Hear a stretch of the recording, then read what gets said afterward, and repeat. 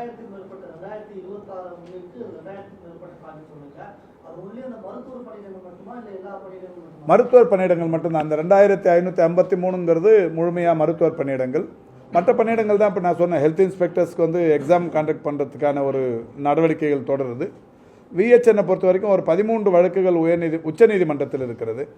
அதை விரைவுபடுத்தி நடத்துவதற்கு early petition போடப்பட்டிருக்கிறது. அதுவும் டிசம்பரில் அந்த வழக்கு வந்து அதுக்கும் ஒரு தீர்வு வந்துடும் நினைக்கிறோம். இப்போ ஏற்கனவே நிறைய கேஸுங்க பதவி உயர்வில் இணை பேராசிரியர்கள் பேராசிரியர்களாக, உதவி பேராசிரியர்கள் இணை பேராசிரியர்களாக, இது மாதிரி நிறைய கேஸ்லாம் இருந்தது. இதுக்கு எல்லாத்துக்கும் தீர்வு கண்டு தான் இப்போ அனைத்து துறைகளிலும் ஒரு 428 பேருக்கு பதவி உயர்வுகள் தரப்பட்டு ஆணைகள் கடந்த ஒரு வாரத்தில் மட்டுமே இவ்வளோ பேருக்கு தரப்பட்டிருக்கிறது.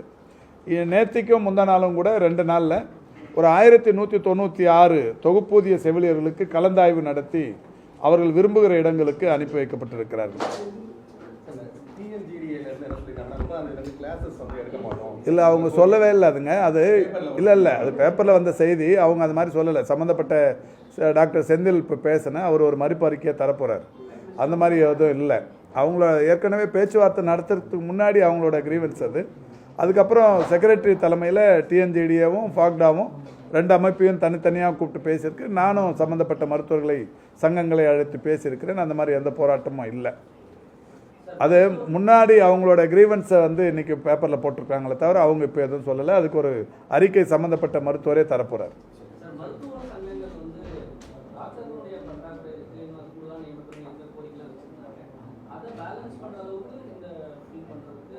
இல்லை, அது எல்லாரோட இப்போ இந்த துறையை பொறுத்த வரைக்கும் ஆரம்பத்திலிருந்தே அந்த காலி பணியிடங்கள் நிரப்புவதில் மாண்புமிகு தமிழ்நாட்டின் முதலமைச்சர்கள் பெரிய அளவில் முனைப்பு காட்டுகிறார்கள். இதில் உங்களுக்கு தெரியும், அந்த 1021 மருத்துவர் பணியிடங்கள் நிரப்பும் போது நிறைய வழக்குகள்.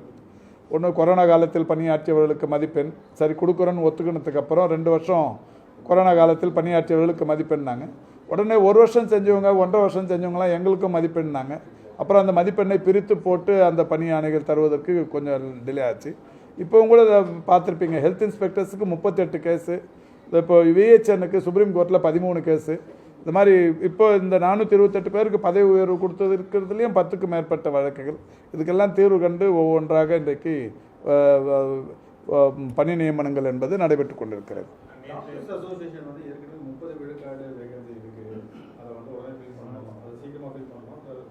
30 விழுக்காடெல்லாம் இல்லை. இப்போ இருக்கிற அதாவது வேக்கன்சிஸை இப்போ வெளிப்படையாக சொல்லியிருக்கிறோம்.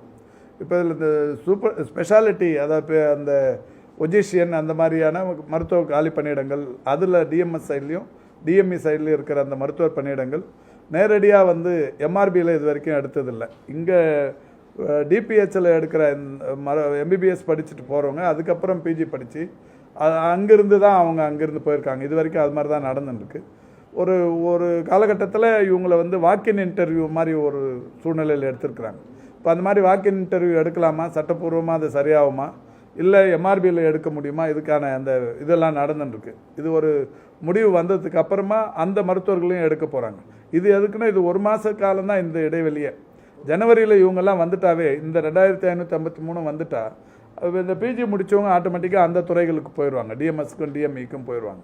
அதனால் இது காலி பணியிடங்கள் எவ்வளோ இருக்குங்கிறத வெளிப்படையாக அறிவிச்சிருக்கிறோம். அதில் இப்போ மருத்துவ சங்கங்கள் அதை அன்றைக்கி சொன்னாங்க. அப்புறம் அவங்களே நாங்கள் கூப்பிட்டு பேசும்போது எங்கே 30% இருக்குதுன்னு கேட்டோம். அவங்க தான் பேட்டியில் சொல்கிறது தானே. இப்போ எவ்வளோ காலி பணியிடங்களுக்கோ அத்தனை பணியிடங்களும் நிரப்புவதற்குரிய நடவடிக்கைகள் இப்போ அறிவிச்சிருக்கிறோம். அதான் 2026 அரைசிங் வேகன்சியே எதிர்பார்த்து இன்னைக்கு பண்ணியிருக்கிறோம். இது சம்பந்தமாக சங்கங்களிடத்தில் முழுமையாக பேசப்பட்டிருக்கிறது.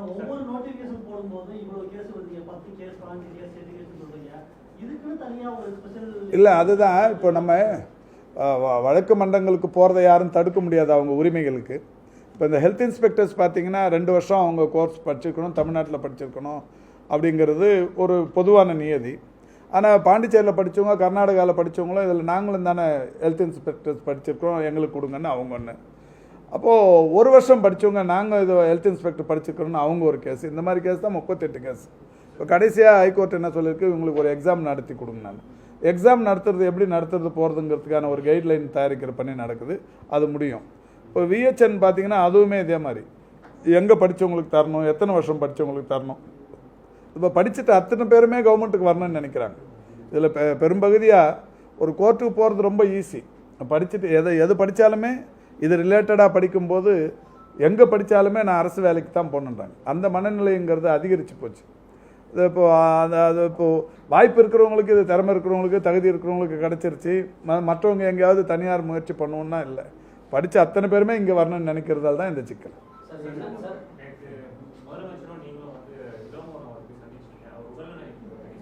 இல்லை, நல்லா இருக்குங்க. அதாவது அவருக்கு வழக்கமாக இருக்கிற அந்த பாதிப்புகள் தான். நேற்றுக்கு நல்லாவும் இருந்தார்.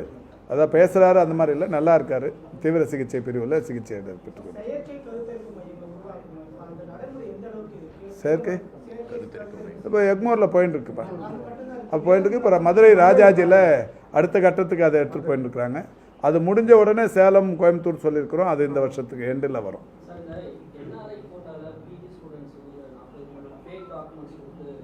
அது சம்மந்தமாக காவல்துறை இடத்தில் கம்ப்ளைண்ட் கொடுத்து அது நடவடிக்கை எடுத்துருக்குறாங்க. அவங்கள ரிமூவ் பண்ணியாச்சு. போலீஸ்லேயும் கம்ப்ளைண்ட் கொடுத்து நடவடிக்கை எடுக்க சொல்லியாச்சு. வேற அவ்வளோ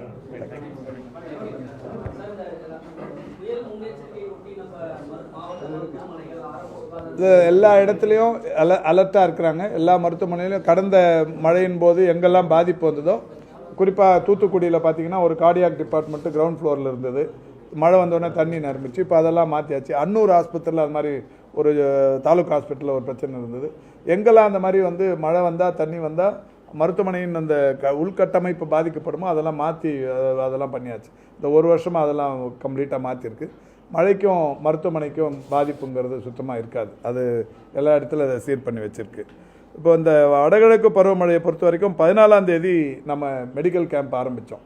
14ஆம் தேதி சொன்னோம் 1000 கேம்ப் நடத்துவோன்ட்டு. நவம்பர் 15 1000 கேம்ப் நடத்துகிறோம்.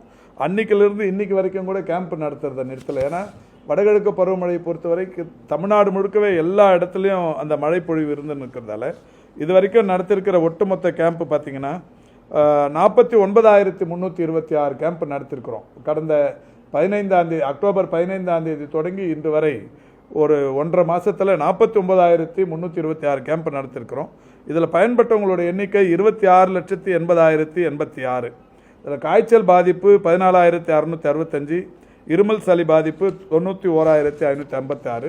இந்த வகையில் தொடர்ச்சியாக கேம்ப் நடத்தின்னு இருக்கிறோம்.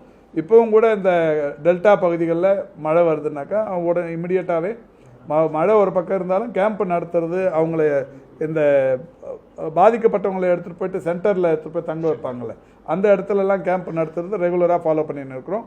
எல்லா டிடியோடவும் டிபிஹெச் தொடர்பில் இருக்கிறாரு. நாங்களும் பேசின்னு இருக்கிறோம்.